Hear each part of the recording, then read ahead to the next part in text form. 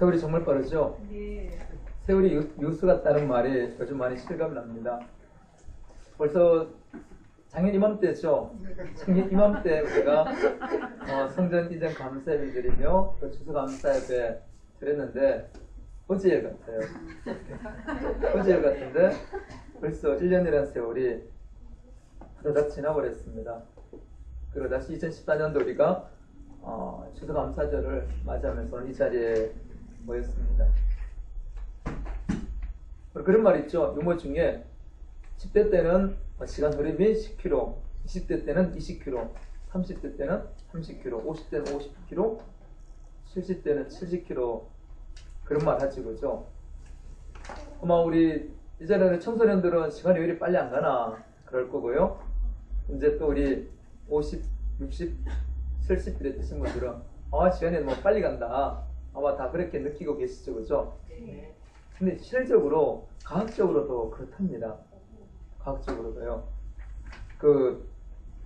퍼거스 크레이크라는 심리학자가 이제 1999년에 이제 실험을 했다고 합니다. 노화와 시간 판단에 관한 실험인데요. 이 두 부류의 이제 그룹을 만들었습니다. 하나는 70대 그룹, 하나는 20대 그룹.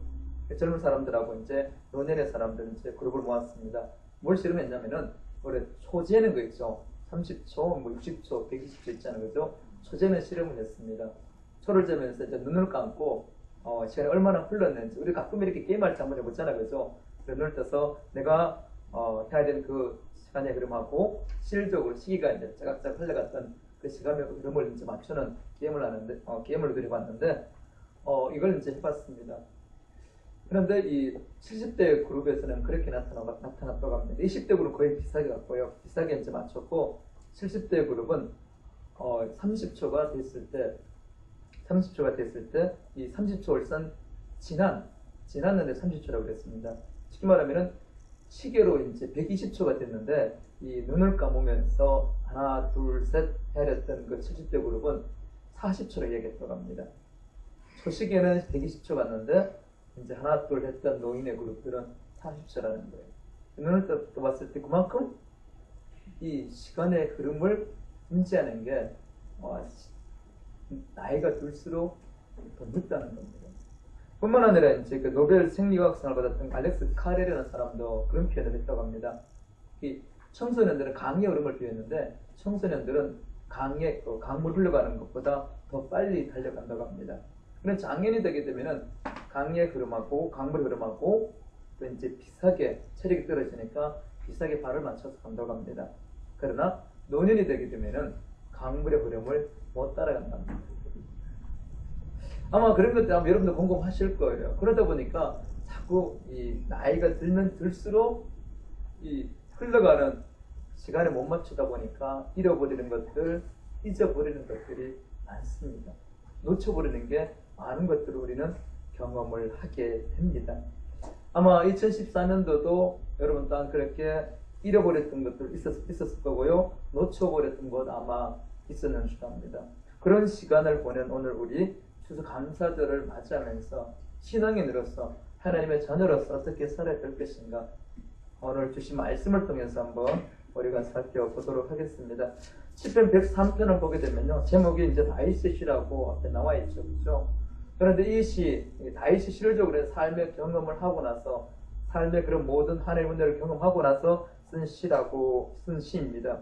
그리고 이제 이 많은 시편들이 있는데 그 중에 가장 아름다운 시 중에 하나가 이 103편이라고 학자들은 이야기를 합니다. 그리고 이스라엘 백성들 장막절 있죠. 그죠?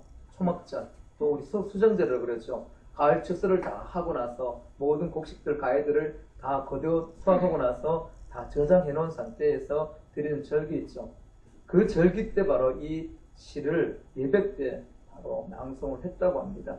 이 감사시, 예배 때 드렸던 그 감사의 시가 바로 이 시편 103편입니다. 그 장막절 또는 초막절, 수장절이라고 그러는데 그 이스라엘 절기하고 지금 우리 추수감사절 절기하고 비슷합니다.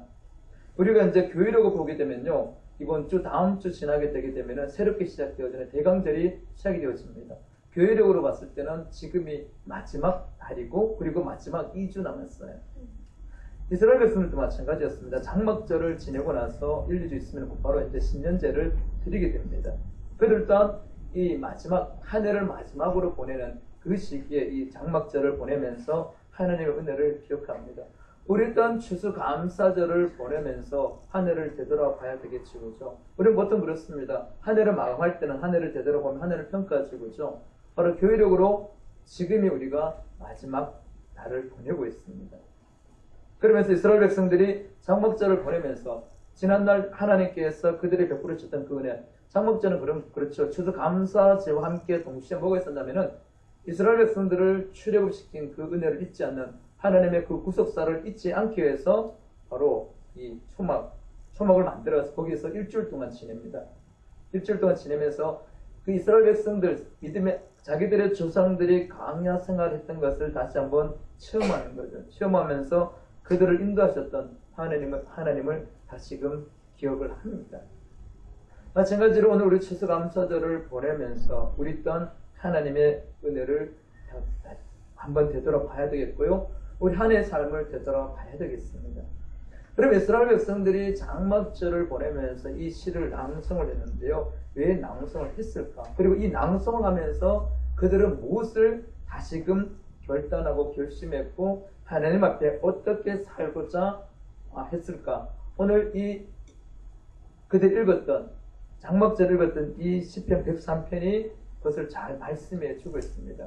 그들의 신앙의 방향, 그들이 지금 현재 어떻게 살아야 될지를 가장 잘 말씀해 주시는 내용들이 바로 오늘 이 시편 103편에 나와 있습니다. 그런 시편 103편을 한번 우리가 살펴보도록 하겠습니다. 1절에 보게 되면요. 내 영혼아 여호와를 송축하라. 내 속에 있는 것들아 다 그의 거룩한 이름을 송축할지어다 하고 이렇게 말씀해 주고 있습니다. 하나님을 송축할 것을 바로 요구하고 있습니다. 그런데 하나님을 송축하는 일, 이것은요.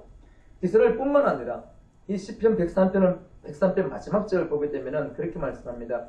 여호와의 지으심을 받고 그가 다스리는 모든 곳에 있는 너 여호와를 송축하라. 내 영혼을 여호와를 송축하라. 이렇게 선포를 합니다. 하나님을 송축하는 데 있어서 우리 자신뿐만 아니라 하나님께 지음받은 모든 피조물들은 다 하나님을 송축할 것을 오늘 말씀해 주고 있습니다. 그 앞절을 보게 되면 천군 천사들도 포함이 됩니다. 천군 천사를 포함해서 하나님께 지음받은 모든 피조물들은 하나님께 찬양하고 송축할 것을 말씀해 주고 있습니다. 이사야 41장에도 보게 되면 하나님께서 우리를 지으신 이유가 뭐라고 나와 있습니까? 그렇죠. 하나님을 찬양하기 위해서 우리를 지었다고 분명히 말씀해 주고 있습니다. 뿐만 아니라 그래서 하나님은 이스라엘에 어디에 간다고요? 그렇죠. 이스라엘의 찬양 가운데 가신다고 말씀해 주고 있습니다. 그런데 우리가 시편을 읽어보게 되면은 여호와를 찬양하라는 이렇게 말씀이 있고요. 또 오늘처럼 송축하라 하고 이렇게 표현이 되어 있죠, 그렇죠? 찬양이란 보통 그렇게 우리가 봅니다. 노래하면서 악기를 동원해서 찬양하는 것, 일적인 드러내는 걸 말하고요. 송축이라는 것은 뭐냐면은 우리 마음의 감사를 담아서 사랑과 감사를 담아서 내면적인 그런 찬양을 표현할 때 바로 이 송축이라는 단어를 쓴다고 합니다. 이 송축의 뜻은 복을 빌다 축하하다는 이 우리 뜻이거든요. 그렇기 때문에 하나님을 송축하는 이 말은 뭐냐면은 우리 전 인격적으로 하나님을 찬양할 것을 말씀해 주고 있습니다. 게다가 내 영혼아 나와 있는데 내 영혼아, 이 영혼이라는 이 말은 네페시라는 단어를 쓰는데요. 이것은 뭐냐면은 때로 우리 영혼을 말하지만은 우리 육체를 말하기도 하고 때로는 이 성경에 보게 되면은 이 시체를 향해서도 이 단어를 씁니다. 그러니까 우리의 모든 것을 다 들여서 하나님을 찬양하라 그렇게 말씀을 하고 계십니다. 그런데 하나님을 찬양할 때 우리가 마음을 다해서 사랑을 다해서 그리고 우리 온 힘을 다해서 감사를 표현해서 찬양하려면은 한 가지가 있어야 됩니다. 여러분의 찬양을 누구한테 감사의 표현을 할 때 반드시 뭐가 수반이 되어집니까? 뭐가 전제가 되어지죠? 우리가 사람과의 관계에 있어서요. 고맙습니다. 감사합니다. 이렇게 표현을 할 때가 있잖아요. 그 전제가 뭡니까? 네? 네, 물이라고요?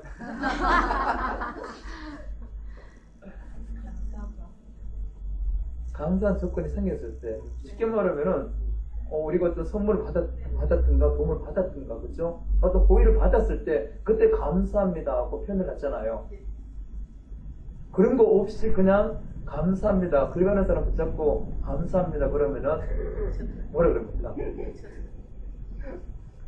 좀 이상해 보이겠죠, 그죠?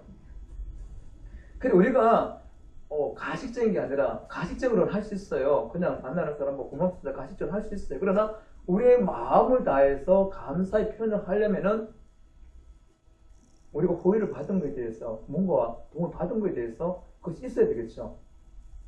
그럼 사람과의 관계 속에서 그런 걸 경험하시잖아요. 감사를 받는 사람은 그래요. 감사를 받는 사람, 이 사람이 진짜로 감사하는지 아니면은 입으로 감사하는지, 우리가 말하는 어떤 말 립서비스를 하는지 아시잖아요. 우리가 하나님께 감사와 찬양을 드리고 성축하려면요, 우리의 마음을 다해서 사랑하는 마음으로 감사하는 마음으로 해야 되거든요. 그러려면은 우리 마음속에도 그것이 있어야 돼요. 그래서 오늘 성경 그렇게 말씀하십니다. 2절 보시기 바랍니다. 내 영혼아 여호와를 성축하라. 그러면서 하시는 말씀 뭡니까? 그렇지. 그의 모든 은택을 잃지 말지어다. 하나님의 은혜를 잊지 말라는 거예요. 하나님의 은혜를 기억해야만이 감사를 할 수가 있다는 거예요. 은혜라는 것은 하나님께서 값없이 주시는 선물들이죠. 하나님께서 주신 선물들, 하나님께서 내게 도와주신 것을 기억해야만이 하나님께 참된 감사를 드릴 수가 있습니다. 그것이 없이는 참된 감사가 힘들어요. 왜냐하면 사람은 이기적이잖아요. 그렇죠? 사람은 이기적입니다. 그래서 참된 감사를 하기 위해서 오늘 시편은 분명히 우리에게 말씀합니다. 모든 은택을 잊지 말지어다. 은택을 잊지 말아야 오늘 이 103편을 다윗이 지었다고 그랬습니다. 다윗이 이 시편을 고백하면서 그의 삶의 고백입니다. 그래서 다윗에게는 너무나도 잘 압니다. 목동으로서 그리고 아버지도 인정해 주지 않는 말제였어요. 막내였어요. 그런데 그가 이스라엘의 왕이 되었습니다.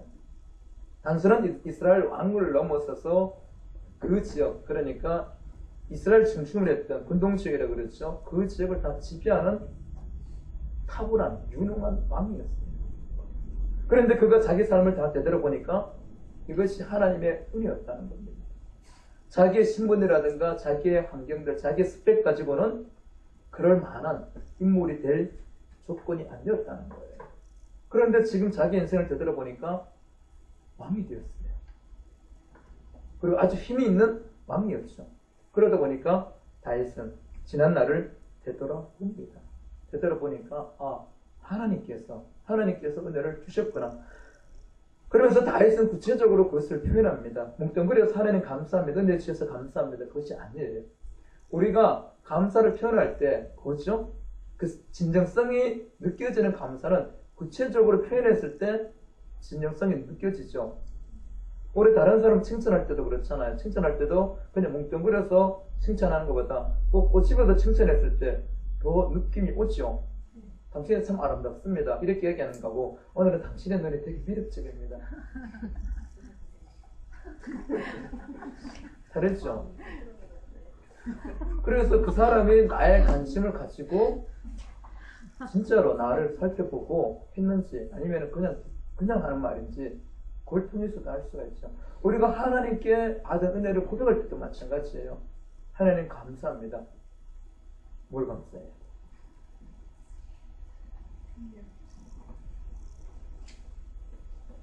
하나님께서 안 물어보시겠어요? 하나님 감사합니다. 그래서 하나님께서 들으시고 그래, 근데 뭐 감사하지? 그래서 다요.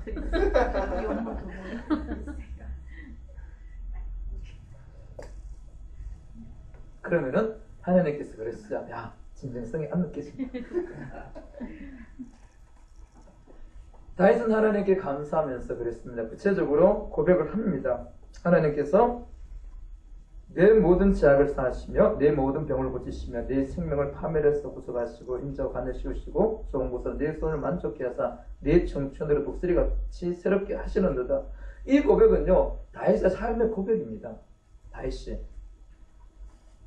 여러분 내 모든 제약을 사하시면 그렇죠. 사제의 은총 우리 가장 신앙생활하면서 가장 기본이 되는 게 뭐냐면요. 이 사제의 은총이거든요.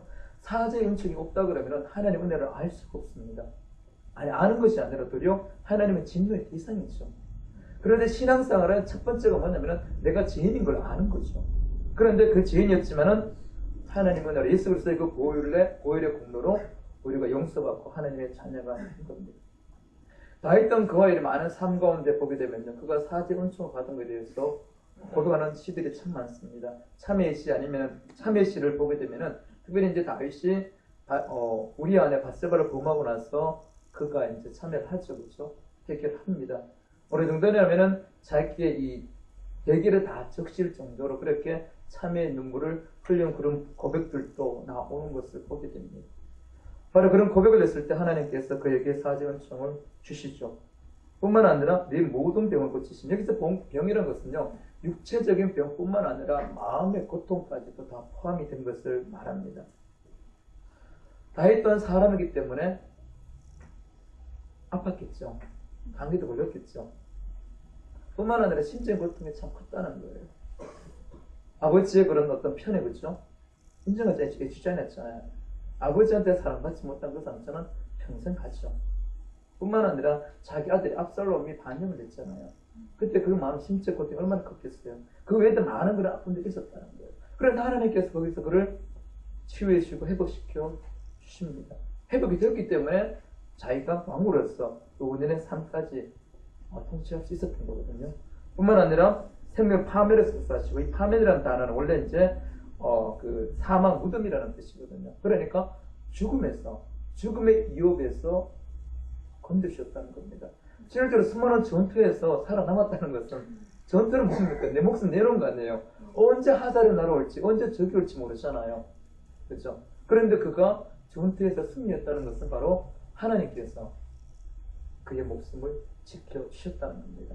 좀 전에도 우리 아동부 아이들이 10편 23편 고백했죠. 그죠? 암송했습니다. 거기 보게 되면 내가 사망의 은침한 골짜기를 다닐지라 해를 두려워하지 않은 것은 바로 주께서 나와 함께 하십니다. 주의 지팡이와 막대기로 나를 안위하셨다. 하나님 지켜주셨다는 거예요. 바로 그의 고백입니다. 뿐만 아니라 인자와 긍휼로 간을 씌우시며 간을 씌우다는 것은 이거 썬다는 걸 말하는 거거든요. 우리를 보호하시고 이끌어주시고 좋은 길로 인도해 주시는 하나님의 그런 사랑의 손길을 표현해 주고 있습니다. 뿐만 아니라 5절을 보게 되면요. 좋은 것으로 내 소원을 만족해 하사. 그렇죠. 다윗은 좋은 것으로 자기의 소원이 만족해 되었지만 우리는 너무나 다 잘 알고 있죠. 목동에서 왕이 되었습니다. 이것만 해도 더 설명 필요 없잖아요. 진짜 좋은 것으로 줬습니다. 뿐만 아니라 자기 아들, 자기 후손들이 되도록 왕위를 이어갈 수 있는 은혜도 하나님께서 주셨어요. 바로 이 고백은 다윗의 자기의 삶이었어요. 자기가 받을 은혜였어요. 그러면서 자기 스스로 그랬죠. 이 모든 은혜를 잊지 말지어다. 자기 스스로에 대한 다짐입니다. 뿐만 아니라 왕으로서 선지자로서 하나님을 섬기는 자로서 하나님 백성들에게 선포하기를 모든 은혜를 잊지 말지어다. 달리 말하면요. 이스라엘 백성들의 장막절을 지키면서 이 시편을 암송한 것은 뭐냐면은 하나님께서 주신 그 은혜를 잊지 않겠다는 신앙의 고백이었습니다. 노예되었던 그들을 하나님께서 출애굽시키고 강야에 40년 동안 먹이시고 입히시고 보호하신 그 하나님 그리고 그들에게 축복했다. 젖과 꿀이 흐르는 땅을 주신 그 하나님의 은혜를 잊지 않겠다고 해마다 장막절을 보내면서 이 시를 낭송하면서 그들은 그들의 신앙을 다시 한번 새롭게 하는 것을 보게 됩니다. 그렇다 그러면 오늘 우리도 마찬가지입니다.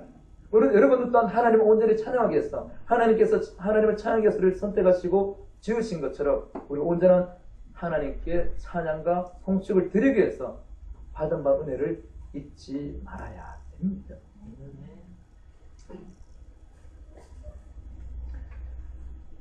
우리가 옛날을 기억한다는 거죠. 그죠? 받은 은혜를 다시 기억한다는 거. 여기에는 놀라운 비밀이 있습니다. 놀라운 비밀이 있는데요.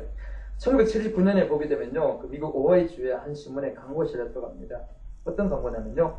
무료한 일상 탈출, 활기찬 노년 그러면서 70대 후반에서 80대 초반의 노인들을 이제 모집합니다. 그리고 하는 일이 뭐냐면은 6박 7일 동안 여행을 가는데 가서 옛 추억을 이야기하면서 살아가는 것. 그러면서 모든 경비는 무료로 다 이제 제공해준다고 그랬어요. 그래서 이제 그들이 모였습니다. 8명의 이제 어르신들이 모였죠. 모였는데 보면은 거의 거동이 불편합니다. 70대 후반이고 80대 초반이니까 그렇죠. 그런데 그들에게 딱 두 가지 임무가 주어집니다. 어떤 임무냐면요. 모여서 6박 7일 동안 생활하는데 20년 전의 삶을 사는 겁니다.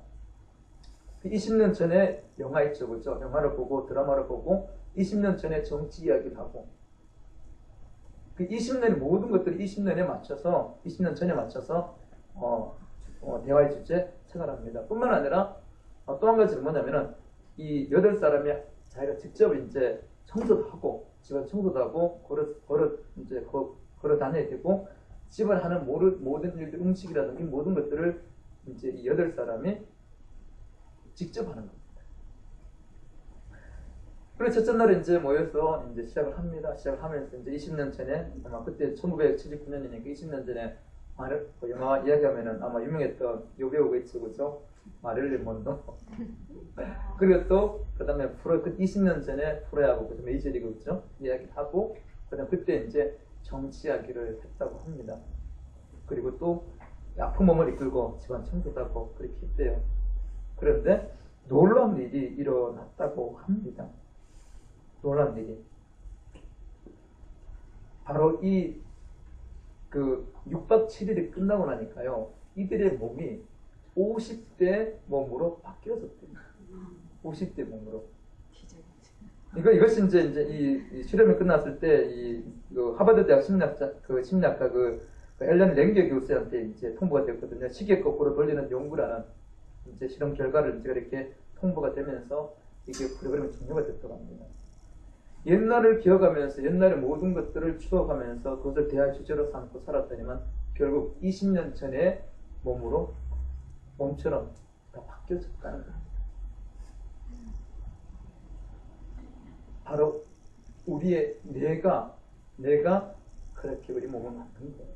그래서 우리가 다시금 지난날의 좋은 추억들을 회상하는 것이 삶의 큰 힘이 되고 활력소가 되어집니다.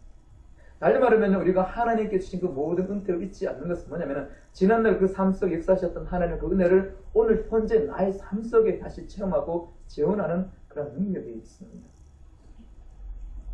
저는 예전에 그걸 몰랐는데 멘테 목사님이 그런 이야기를 해주셨어요. 신앙생활 하다가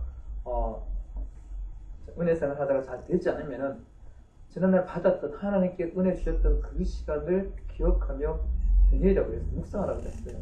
그러면은 그때 받은 은혜가 다 회복이 되어진다고 말씀을 해주셨습니다. 잊고 살았거든요. 그런데 설교 준비하면서 이하를 찾으면서 보니까 그때 그 말씀이 이거였구나. 그분은 과학적인 설명을 하지 않으셨어요. 그분은 신앙생활을 통해서 자기의 경험을 통해서 저한테 알려준 거였어요. 그런데 그것이 과학적으로도 이렇게 증명되어진 사례가 있다는 것이 참 놀라웠습니다.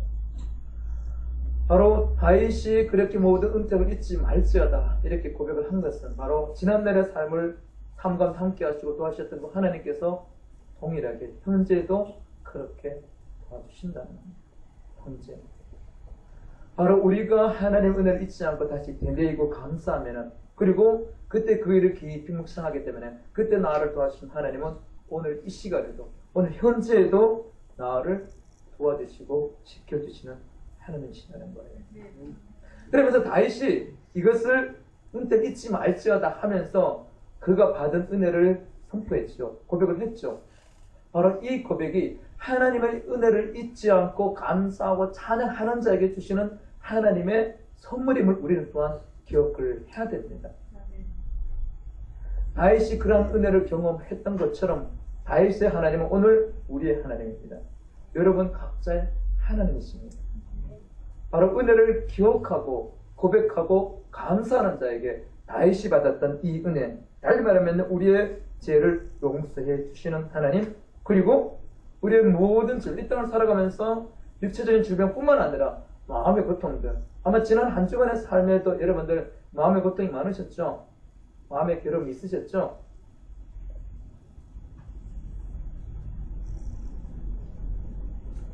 대답 안 해도 압니다. 우리 박 집사님 그러셨어요. 대답을 안 해도